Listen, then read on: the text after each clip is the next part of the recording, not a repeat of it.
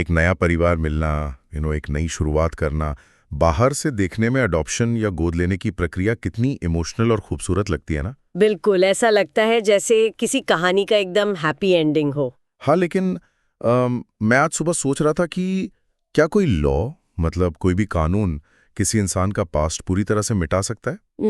ये एक बहुत ही गहरा सवाल है, क्योंकि जब एक बच्चा अडॉप्ट होता है तो कानून एक मैजिक वॉन्ड की तरह उसकी पुरानी आइडेंटिटी को गायब कर देता है। राइट, उसकी नई लीगल डेस्टिनी लिख देता है। लेकिन क्या असल जिंदगी में कानून की किताबों के बाहर सब कुछ इतना नीट और क्लीन होता है? एग्जैक्टली और इसी को डिकोड करने के लिए आज हम Hindu adoptions and maintenance act, जिसे HAMA या हामा 1956 कहा जाता है, उस पे फोकस करेंगे। तो आज के इस डीप डाइव का हमारा मिशन यही है कि हम इस कानूनी भूल भुलैया को समझें। हाँ, और इसके लिए हम विधि जुडिशियल एकेडमी के डिटेल्ड नोट्स और लीगल डॉक्यूमेंट्स का इस्तेमाल करेंगे। साथ ही BS के लीगल के कुछ बहुत ही इंसाइटफुल ब्लॉग्स को भी हमने स्टडी किया है। बिल्कुल। इन सबको पढ़ने के बाद मुझे रियलाइज हुआ कि अडॉप्शन सिर्फ एक बच्चे को घर लाना नहीं है। ये एक इंसान के पूरे लीगल एग्जिस्टेंस का कंप्लीट ट्रांसफॉर्मेशन है। सही बात है।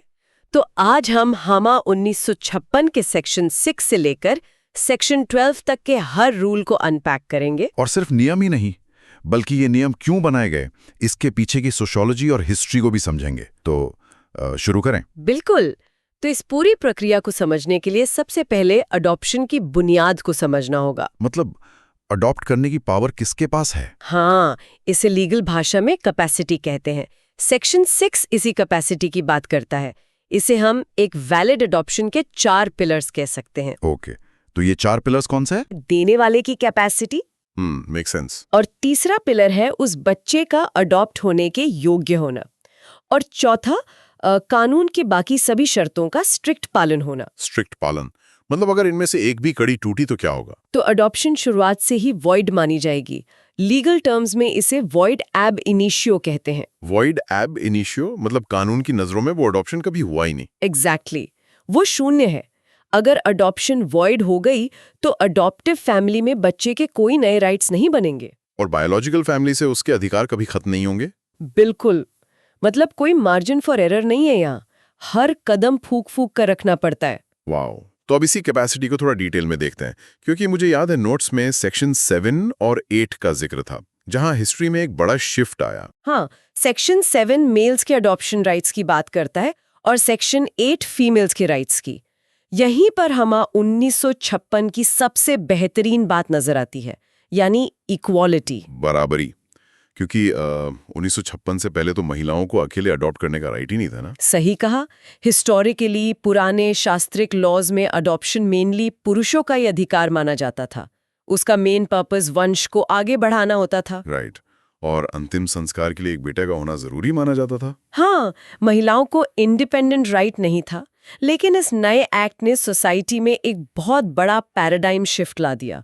मतलब अब पुरुष और महिला दोनों कानून की नजर में एक समान है। बिल्कुल। अब कोई भी हिंदू, चाहे वो मेल हो या फीमेल, जो साउंड माइंड का है और माइनर नहीं है, वो लीगली अडॉप्ट कर सकता है। लेकिन यहाँ एक कैच है ना, अगर वो इंसान शादीशुदा है तो क्या वो अकेले डिसीजन ले सकता है? नहीं, बिल्कुल नहीं। यहाँ कहानी में एक ट्विस्ट आता है। स्पाउस यानी पति या पत्नी की कंसेंट अनिवार्य हो जाती है। हाँ, BS के लीगल के ब्लॉग्स में मैंने एक बहुत ही इंटरेस्टिंग डिटेल पढ़ी थी। हिंदू मैरिज एक्ट से पहले पॉलीगेमी लीगल थी। एग्जैक्टली, एक से ज्यादा पत्नियां होना मुमकिन था। तो कानून कहता है कि अगर किसी की एक से ज्यादा जिंदा पत्नियां हैं तो उसे सबकी सहमति लेनी होगी। मतलब सिर्फ एक पत्नी की हाँ से काम नहीं चलेगा, सबको अग्री करना होगा। हाँ, इसे आप एक जॉइंट बैंक अकाउंट की तरह सोच सकते हैं। जैसे जॉइंट अकाउंट में एक पार्टनर दूसरे के सिग्नेचर के बिना कोई बड़ी लायबिलिटी ऐड नहीं कर सकता। बिल्कुल वैसे ही मैरिज में अडॉप्शन एक अकेले इंसान का फैसला नहीं हो सकता। राइट। आखिर एक नए इंसान को परिवार का हिस्सा बनाया जा रहा है, तो वो पूरे परिवार की जॉइंट रिस्पॉन्सिबिलिटी होनी चाहिए। और कंसेंट सिर्फ कुछ ही सिचुएशंस में जरूरी नहीं होती ना, जैसे अगर स्पाउस ने दुनिया त्याग दी हो। हाँ, या हिंदू धर्म छोड़ दिया हो, या कोर्ट ने उसे अनसाउंड माइंड डिक्लेयर कर दिया हो। सिर्फ इन्हीं एक्सेप्शंस में कंसेंट जरूरी नहीं है। और सेक्शन 8 ने तो अनमैरिड महिलाओं और विडोज को जो राइट दिया उसने तो काफी बवाल मचाया होगा उस टाइम। बिल्कुल मचाया। विधि जुडिशियल एकेडमी के नोट्स में Ashoka Naidu versus Raymond 1976 case का जिक्र है। हाँ, मैंने भी पढ़ा वो। कोर्ट ने कहा था कि एक अनमैरिड महिला भी लीगली अडॉप्ट कर सकती है। एग्जैक्टली चाहे उसका खुद का इलिजिटिमेट बच्चा भी हो। जरा सोचिए 70s के दशक में जब मोरालिटी बहुत अलग थी, कोर्ट्स ऐसा प्रोग्रेसिव फैसला दे रहे थे। मतलब कानून सोसाइटी के जजमेंट से आगे बढ़कर पेरेंट और चाइल्ड के रिलेशन पे फोकस कर रहा था। राइट, लॉ ये नहीं देख रहा था कि समाज क्या सोचेगा, वो सिर्फ महिला की कैपेसिटी और इंटेंशन देख रहा था। ठीक है, तो अब अडॉप्टर तो तैयार है, कैपेसिटी क्लियर हो गई, लेकिन बच्चा देगा कौन? ये एक बहुत बड़ा सवाल है। सेक्शन 9 इसी बारे में है, persons capable of giving an adoption. क्योंकि सड़क पर चलते हुए किसी भी बच्चे को तो उठाकर घर नहीं लाया जा सकता ना। बिल्कुल नहीं। बच्चे को अडॉप्शन में देने का अधिकार सिर्फ 3 लोगों को है, बायोलॉजिकल फादर, बायोलॉजिकल मदर या लीगल गार्जियन। और यहाँ भी माता पिता दोनों के पास बराबर अधिकार है ना? हाँ, दोनों को एक दूसरे की सहमति चाहिए ही चाहिए। कोई भी एक दूसरे की मर्जी के बिना बच्चा अडॉप्शन में नहीं दे सकता। लेकिन अगर बच्चे के माता पिता दोनों इस दुनिया में नहीं है या उन्होंने बच्चे को अबैंडन कर दिया है, तब क्या होगा? ऐसे हालात में गार्जियन का रोल आता है। वो बच्चे को अडॉप्शन में दे सकता है, लेकिन अपनी मर्जी से नहीं। उसे कोर्ट से परमिशन लेनी पड़ती है, राइट? डिस्ट्रिक्ट कोर्ट से। एग्जैक्टली। और कोर्ट बहुत थॉरो इन्वेस्टिगेशन करता है। उनका सिर्फ एक फोकस होता है, बच्चे का वेलफेयर या उसकी भलाई। और मैंने सुना है सेक्शन 17 के अंडर कोर्ट ये भी चेक करता है कि इसमें कोई पैसों का लेन देन तो नहीं हो रहा। हाँ, ये बहुत ही जरूरी सेफ्टी मैकेनिज्म है।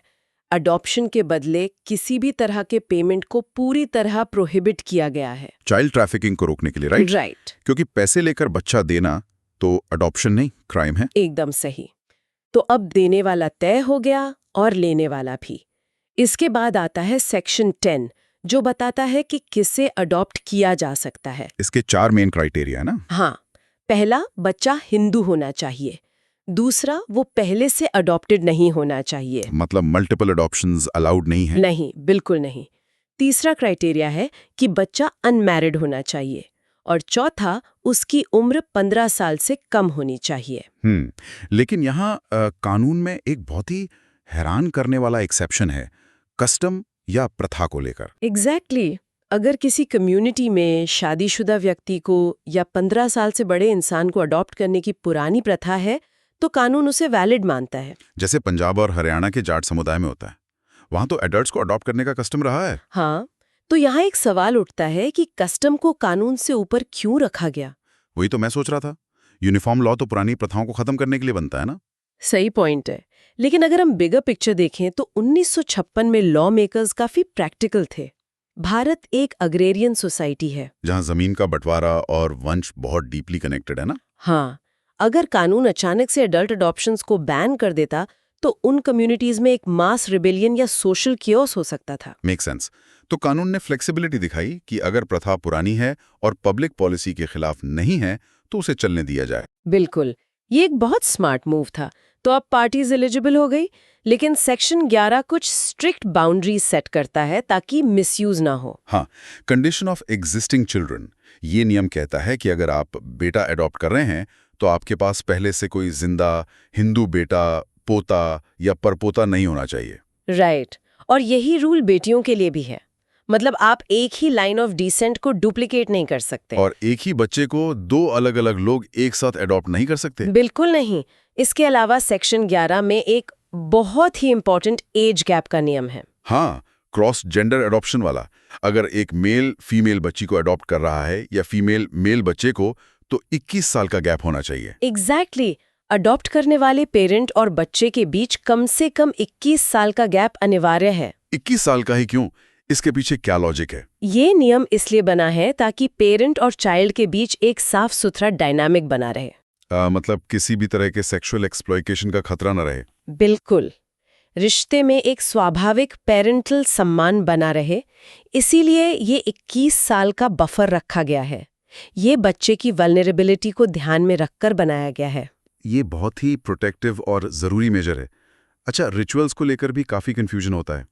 फिल्मों में तो हमेशा बड़ा सा हवन या पूजा दिखाते हैं एडॉप्शन के टाइम। हाँ, टीवी सीरियल्स ने ये इमेज बना दी है। लेकिन सेक्शन 11 साफ कहता है कि दत्तो होमम जैसे धार्मिक हवन कानूनी रूप से जरूरी नहीं है। तो फिर जरूरी क्या है? जो सबसे ज्यादा जरूरी है वो है एक्चुअल गिविंग एंड टेकिंग, यानी बच्चे को फिजिकली एक परिवार से दूसरे परिवार को सौंपना। मतलब कोई फिजिकल ट्रांसफर होना चाहिए। जैसे वो लक्ष्मण सिंह कोठारी वर्सेस रूप कंवर वाला केस था 1961 का। एग्जैक्टली उस केस में सुप्रीम कोर्ट ने क्लियर किया था कि इंटेंशन के साथ बच्चे को फिजिकली ट्रांसफर करना ही असली अडॉप्शन है। हाथों में देते हैं वहीं कानून एक्टिवेट होता है। और जब ये ट्रांसफर हो जाता है तो अगली सुबह क्या होता है? ये सवाल हमें इस एक्ट के सबसे गहरे हिस्से सेक्शन 12 की तरफ ले जाता है। हाँ, इफेक्ट्स ऑफ अडॉप्शन। बच्चा ऑफिशियली ट्रांसफर हो गया, क्या उसकी पुरानी आइडेंटिटी बिल्कुल गायब हो जाती है? इन शॉर्ट हाँ, सेक्शन 12 इस लीगल रीबर्थ को डिफाइन करता है। बच्चा अडॉप्शन की डेट से नए परिवार का हिस्सा बन जाता है और अपने बायोलॉजिकल परिवार से उसके सारे कानूनी नाते हमेशा के लिए टूट जाते हैं। वो अडॉप्टिव पेरेंट्स का सगा बच्चा बन जाता है। फॉर ऑल पर्पसेस, मतलब प्रॉपर्टी, मेंटेनेंस, रिश्तेदारी, सब कुछ नया हो जाता है। बिल्कुल, लेकिन कानून हर चीज को आंख बंद करके नहीं देखता। इसमें 3 बड़े एक्सेप्शंस भी हैं जहां असल जिंदगी और कानून का टकराव होता है। हाँ, पहला है मैरिज रेस्ट्रिक्शंस। बच्चा भले ही नए परिवार में आ गया हो, लेकिन वो अपने बायोलॉजिकल परिवार के प्रोहिबिटेड रिश्तों में शादी नहीं कर सकता। एग्जैक्टली, मतलब कानून खून के रिश्ते नहीं भूलता। कोई अपनी बायोलॉजिकल बहन या भाई से शादी नहीं कर सकता, भले ही वो लीगली किसी और परिवार का हिस्सा हो। राइट, जेनेटिक्स और बायोलॉजिकल रियलिटी को लॉ भी ओवरराइड नहीं कर सकता। और दूसरा एक्सेप्शन क्या था? दूसरा है वेस्टेड प्रॉपर्टी, यानी पहले से मिली हुई संपत्ति। इसे एक हाइपोथेटिकल सिनेरियो से समझते हैं। ओके, मान लीजिए एक बच्चा है अमित, उसके बायोलॉजिकल दादाजी की डेथ हो जाती है और उनकी जमीन लीगली अमित के नाम आ जाती है। हाँ, तो ये प्रॉपर्टी अब अमित में वेस्ट हो चुकी है। अब अगर कोई अमित को अडॉप्ट कर लेता है तो क्या अमित को वो जमीन छोड़नी पड़ेगी? सेक्शन 12 कहता है कि नहीं, वो जमीन अमित की ही रहेगी। वो उसे अपने साथ नए परिवार में ले जाएगा। लेकिन यहाँ एक कैच है। अगर उस जमीन के साथ कोई ऑब्लिगेशन जुड़ी है, जैसे किसी बीमार रिश्तेदार का मेंटेनेंस उसी जमीन की कमाई से होना था, तो अमित को अडॉप्शन के बाद भी वो जिम्मेदारी निभानी होगी। एग्जैक्टली। जिसके पास प्रॉपर्टी जाएगी जिम्मेदारी भी उसी की होगी, ताकि लोग जिम्मेदारियों से भागने के लिए अडॉप्शन का यूज ना करें। ये बहुत ही बैलेंस्ड अप्रोच है। और तीसरा एक्सेप्शन है नो डाइवेस्टिंग, मतलब अडॉप्टेड बच्चा नए परिवार में आकर पुरानी प्रॉपर्टी नहीं छीन सकता। हाँ, वसंत वर्सेस दत्तू केस इसे अच्छे से समझाता है। मान लीजिए अडॉप्टिव फैमिली में एक प्रॉपर्टी पहले से किसी मेंबर के नाम हो चुकी है और नया बच्चा आके बोले कि मैं अब इस घर का बेटा हूं, मुझे भी पुरानी प्रॉपर्टी में हिस्सा चाहिए, तो कोर्ट कहेगी नहीं। हाँ, जॉइंट फैमिली प्रॉपर्टी में नए बच्चे के आने से शेयर का साइज छोटा जरूर हो सकता है। मतलब अगर पहले एक रोटी के 2 टुकड़े हो रहे थे तो अब 3 होंगे। छीना नहीं जा सकता। वाओ। तो इस पूरे एनालिसिस के बाद अगर हम हामा 1956 को देखें तो एक बात बिल्कुल साफ हो जाती है कि इस एक्ट ने एडॉप्शन को सिर्फ एक धार्मिक रिचुअल से निकालकर एक राइट्स बेस्ड और सेक्युलर कानून में बदल दिया। बिल्कुल, महिलाओं को बराबरी का हक दिया और बच्चे की सुरक्षा को सबसे ऊपर रखा। एज गैप के नियम, पैसों के लेन देन पर रोक, सब बच्चों को बचाने के लिए। हाँ, ये एक बेहद well thought out legal framework है। लेकिन इस डीप डाइव को खत्म करने से पहले सुनने वालों के लिए एक बहुत ही प्रोवोकेटिव थॉट है मेरे पास। क्या है वो? कानून की नजर में सेक्शन 12 बायोलॉजिकल टाइज को पूरी तरह सिवियर कर देता है, काट देता है। लेकिन जरा वेस्टेड प्रॉपर्टी वाले एग्जाम्पल के बारे में सोचिए। अमित और उसके दादाजी वाला एग्जाम्पल।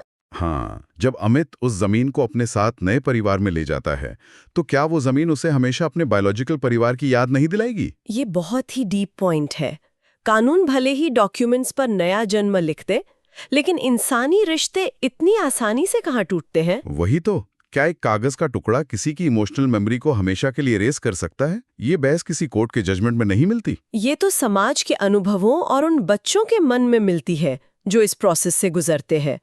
लॉ अपना काम प्रिसिजन से करता है, लेकिन ह्यूमन साइकोलॉजी बहुत कॉम्प्लेक्स है। एग्जैक्टली। तो इसी विचार पर गौर करते हुए कानूनी दुनिया से बाहर निकलकर असल जिंदगी के इमोशनल लैंडस्केप को भी समझने की कोशिश करनी चाहिए। क्योंकि ज्ञान सिर्फ धाराओं में नहीं, बल्कि इंसानी जिंदगी पर उनके असर में भी छिपा है। बिल्कुल। तो अपनी खोजबीन जारी रखिए और चीजों को अलग अलग नजरिए से देखते रहिए।